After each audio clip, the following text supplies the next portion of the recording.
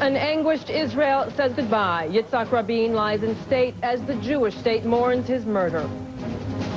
Leaders from around the world are heading to Jerusalem to pay homage, as the future of Mideast peace process is very much in question.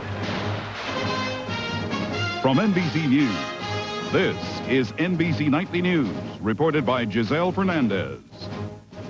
Tonight, the world prepares to bid shalom to one of its most respected leaders. Good evening, everyone. Israeli Prime Minister Yitzhak Rabin, cut down by an assassin's bullet, will be buried tomorrow. President Clinton and dignitaries from around the globe are converging on Jerusalem to pay their last respects. NBC's Tom Brokaw is in Jerusalem tonight outside the Israeli Parliament building where Rabin is lying in state. Tom, good evening. Good evening, Giselle, and good evening, everyone from Jerusalem, this ancient city that has known so much heartache down through the ages. Thousands of Israelis are pouring by the body of Yitzhak Rabin tonight. They're in shock, they're in mourning, and they're in painful wonder, wondering how this could have happened. A Jewish leader, a modern hero, killed by another Jew. There is an underlying fear tonight, wondering whether this could lead to a Jewish civil war. But first, the national mourning. We begin tonight with NBC's Jim Masada. It was the beginning of a fallen soldier's final voyage. From Tel Aviv to Jerusalem, where it would lie in state, the body of the war hero turned peacemaker was escorted by a simple military guard in an army truck. His name and rank, Lieutenant General Yitzhak Rabin, on top of a coffin draped by the flag of Israel. And all of Israel was in mourning, young and old, soldier and civilian.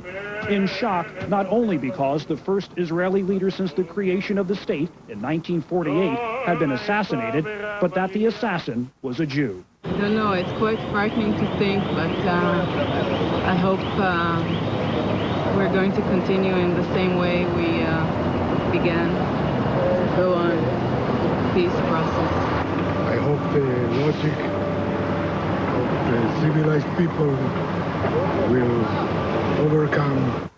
Led by his widow, Leah, and their children, members of the Israeli government filed past the slain prime minister's coffin and offered condolences to the stricken family. In attendance, not only those who supported Rabin, but also those opposed to peace with the Palestinians.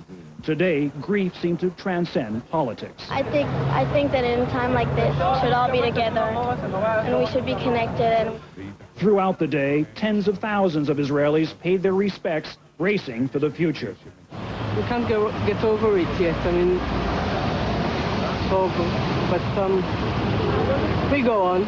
In schoolrooms across Israel, children obeyed a minute of silence. Then some sang the song of peace Rabin had sung at a rally before he died. In the West Bank and Gaza Strip, Palestinians were also stunned. We lost a very big man, a man of peace. Then they learned that territories would be closed indefinitely as a security measure. In Gaza, PLO Chairman Yasser Arafat attended to official business. Restating his sadness over Rabin's death, he said he would not attend tomorrow's funeral in Jerusalem. His presence, Arafat thought, would only increase tensions. You know, we are not hate-free yet, and we do not want to complicate the things for the Israelis at the time. Tonight in Tel Aviv, on the square where Rabin was killed, the candlelight vigil continued, so did the outpouring of emotion. Tomorrow, mourners will be joined by world leaders whose very presence will lend support to Rabin's peace efforts. But whatever happens next, Israelis say they and their nation will never be the same. Jim Masada, NBC News, Tel Aviv. However, Arafat was not the only one speaking for the Palestinians tonight. A leader of one of the radical Palestinian organizations said, "My only regret is that Rabin was killed by a Jew because he should have been killed by a Palestinian." But of course he was not. He was killed, in fact, by a young Jewish zealot. NBC's Martin Fletcher tonight on the assassin and the assassination. This is the man charged with assassinating Yitzhak Rabin, Yigal Amir, a 27-year-old law student from the extreme right wing. In July, being dragged from a West Bank hilltop after Jews tried to establish a new settlement against government orders. On being arrested after the assassination, Amir told interrogators he acted alone, following only the orders of God. But Amir had close relations with a right-wing Jewish group called Eyal, seen here training for the camera. They've long advocated violence to kill the Mideast peace process, although its leaders condemned the assassination of Rabin. Security services did not take seriously the threat of violence from Eyal. They're mostly young people, more given to threats than action. But security officials did warn that their violent rhetoric could inflame hotheads. And that's exactly what happened last night. Other right-wing groups have threatened civil war rather than give up the land they believe God gave the Jews.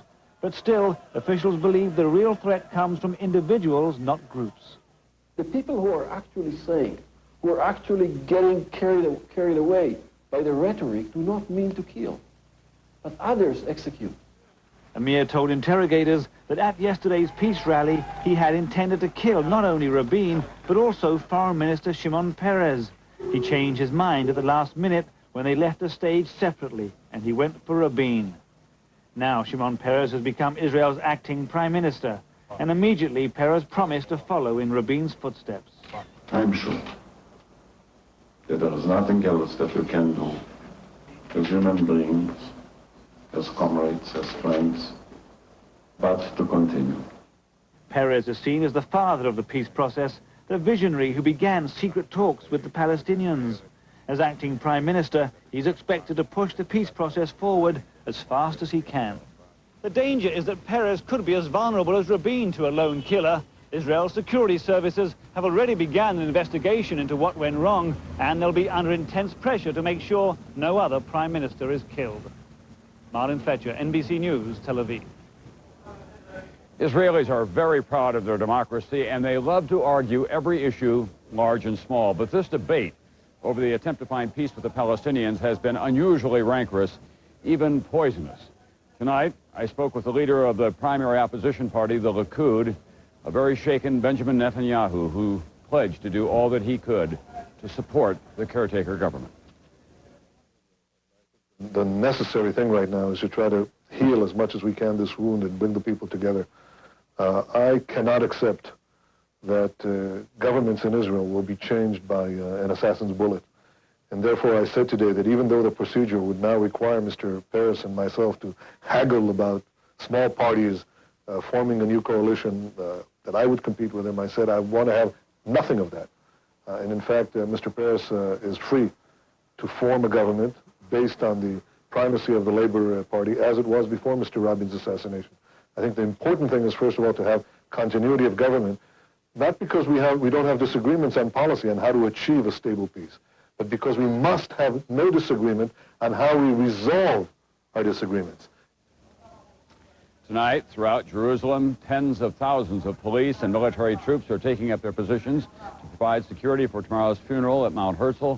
Thousands more are expected there. They're already gathering this evening for the burial of this modern hero, Yitzhak Rabin, killed by another Jew in the land of milk and honey.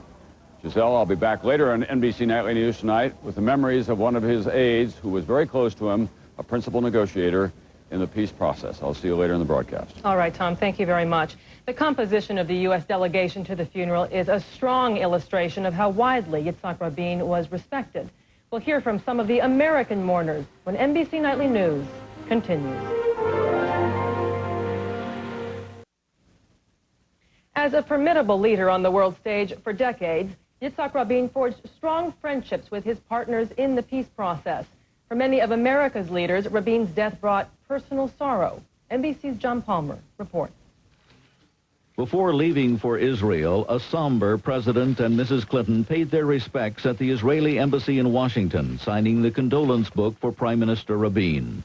The president wrote, "Prime Minister Rabin gave his life to Israel, first as a soldier for its freedom, then finally as a martyr for its lasting peace. For his example, his friendship to the United States, and his warm friendship to me, I am eternally grateful."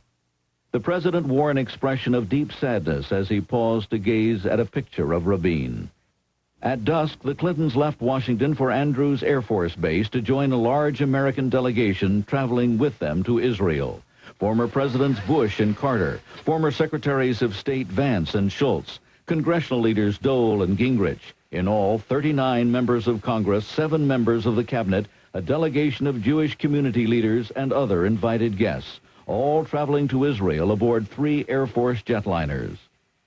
On his arrival, the president will first meet privately with Rabin's widow, Leah, to offer condolences and, aides say, to tell her personally how much her husband meant to Americans and to peace in the Middle East. An old friend, former Secretary of State Henry Kissinger, worked closely with Rabin in that continuing struggle. He was a very shy man.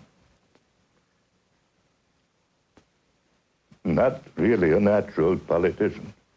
He was partly an intellectual, partly a military man who was actually very gentle. Former Secretary of State Baker said he was sickened by Rabin's murder. It is a terrible, terrible tragedy for a man who was a wonderful leader of the world and friend to a lot of us. Tonight, Air Force One and the American delegation are on the way to Israel, where President Clinton will speak following graveside services tomorrow for the man he called my partner, my friend. John Palmer, NBC News, Washington. Ordinary Americans are grieving tonight as well, especially the 6 million Jews who live here. More from NBC's Rick Davis. It was a day of mourning in Jewish communities across the nation, a day of tears. These shed at a Philadelphia memorial service, and there were words of sorrow in Los Angeles. We are so sad, and we got the pain in our heart. And non-Jews mourn. And to lose a great man like Rabin is a huge loss to all of us in the world, not just to Jews and not just to Israel, but to all of us. In Washington, they came to the Israeli embassy to express grief and to think of what must follow grief. Peace has to happen now. We can't have each other killing our own brethren. And at this memorial service held by conservative Jews, it was said, those who urge violence to stop the peace movement speak with the tongues of demons. It was not a stray bullet. It was ignited and inflamed by extremists, both secular and religious, within our midst, to stay the hand of peace. In New York, during the night, many came to mourn near the Israeli consulate. And through the day, more came, worried about the hate-filled language that turned Jew against Jew. The American Jewish community, I think, has to, number one, and this is most important, is from some quarters to tone down the rhetoric. And one of Rabin's most vocal critics said the violence must stop. Make no mistake, I disagreed with what Rabin did very, very strongly. But I am horrified by what happened yesterday. Among mourners across the nation, many spoke of Yitzhak Rabin as a soldier, one brave enough to put down the gun and fight for peace. Rick Davis, NBC News, New York. America's Jewish community praying for Israeli unity. When we come back, more on the divisions and those who hope to exploit them. Many in the Jewish community around the world tonight are sending their prayers to the state of Israel, calling for unity and healing. Joining us from Los Angeles, the founder of the Simon Wiesenthal Center, Rabbi Marvin Heyer. Good evening, Rabbi. I'm sorry for messing up your name there. Thank you for joining us tonight. Israel has faced many enemies in its brief history, as you know. Did you ever imagine the Prime Minister would be murdered by one of his own people? Never. Beyond my wildest imaginations, Israel has fought a three-frontal war. Now it is engaged in a three-frontal peace effort. I never dreamed they would have to open a fourth front to deal with extremism from Jews themselves. Did Israel and the world, for that matter, underestimate the threat within its own borders? Well, last week I saw a rally on television of those opposed to Rabin. And there was someone standing with a placard of Rabin in an SS uniform. And I said to myself, what an outrage that the other people who had attended that protest rally did not tear that sign and say that this is not legitimate criticism. That's crossing beyond the pale. And that when you have extremism and rhetoric to that extent, if Rabin can be in an SS uniform, then someone would say, well, why not kill him? And that is a great tragedy. Rabbi, the gunman said he acted alone and took his orders from God. As a religious leader, what do you think about that? Well, I would just say that God is far too smart to talk to such a fool. Rabbi Marvin Heyer, thank you so much for joining us this evening. There are those who are hoping that Israel tears itself apart, Muslim extremists. Rabin's death fuels their hopes for the death of the Mideast peace process. NBC's Kevin Tibbles has our report. Islamic militants in South Lebanon, celebrating the violent death of the Israeli Prime Minister. In Beirut, thousands of Palestinians and Lebanese took to the streets. They claimed Yitzhak Rabin had Arab blood on his hands, and they burned a mock coffin. As expected, the governments of Iran, Iraq, and Libya also made no expression of regret over Rabin's death. In Jordan, which has made peace with Israel, reaction was mixed. Some welcomed the assassination. Well, I think if it was happened by a Palestinian man, it would be more lovely and more excited. But others wondered about the future of the peace process. The peace process must be between countries and between people and between millions of people who agree that the peace should occur. At the largest Arab newspaper published outside the Middle East, there is concern fighting among militant Israelis will harm the peace process. And therefore, I think the Israeli government ought to crack down on the extremists in the midst of the Israeli people and crack down against those who stand against peace. But at this rally in Beirut this afternoon, the new leader of Hamas exhorted the crowd to shed no tears over Rabin's death. We are relieved that God sent one of Rabin's own people to kill him, he said. They were chanting death to Israel. And for those who have vowed to fight peace, any sign of a crack in the peace process is welcome, especially if the crack comes from within Israel itself. Kevin Tibbles, NBC News. We'll have more on Israel in crisis a little later, and some of this day's other news in just a moment. Some other news of the day now. Angela, the typhoon that lashed the Philippines, has now killed at least 500 people, and rescuers are still searching for 200 others, missing after the country's strongest storm in a decade. It's estimated 300,000 people have been left homeless. In focus this evening, hardball politics in the city by the bay. On Tuesday, the people of San Francisco go to the polls to elect a mayor. NBC's Mike Betcher tonight on the choices and challenges. In most big American cities, a mayor's race featuring an incumbent ex-cop, a controversial black politician, and a lesbian who has drawn the anger of Senator Jesse Helms would turn hateful and divisive. But this is San Francisco, which likes to consider itself more tolerant than other cities. Still, this mayor's campaign is a rough one by San Francisco standards. It features 3 Democrats and is being closely watched by political consultants. Mayor Frank Jordan, the ex-cop, would still like to capitalize on the political outsider role that got him elected 4 years ago. He is a Democrat who embraces successful Republican themes. I believe in downsizing and consolidating city services and also living within our means. And a very clean mayor, one who took a shower live on radio with 2 popular DJs.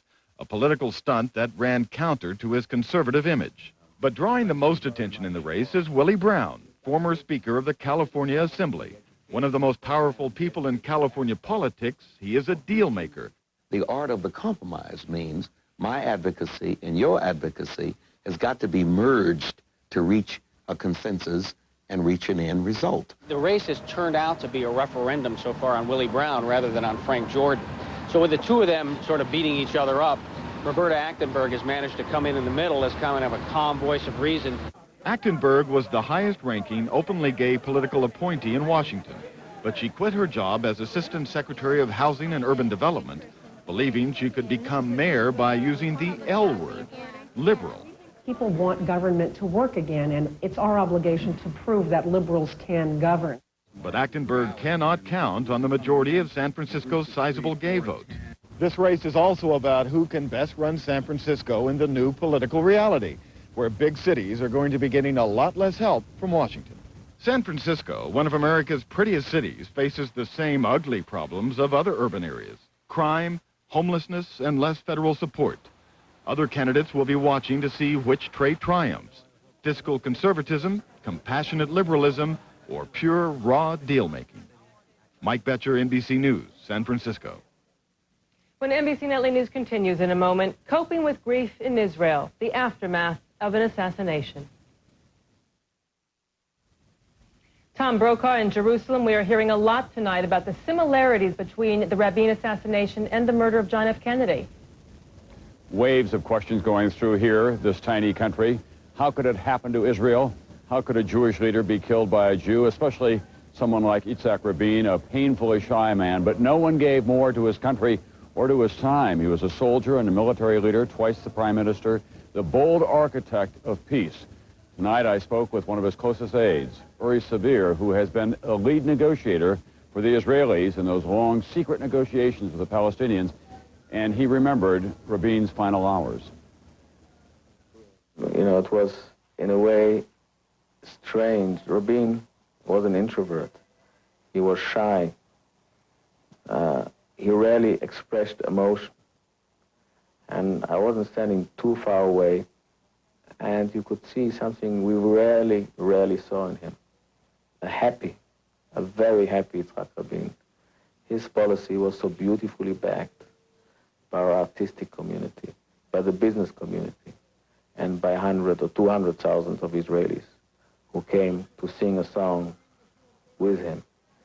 And he had a very strong smile, almost laughter, hugging Mr. Peres, hugging the audience, and with a lot of love expressed to him.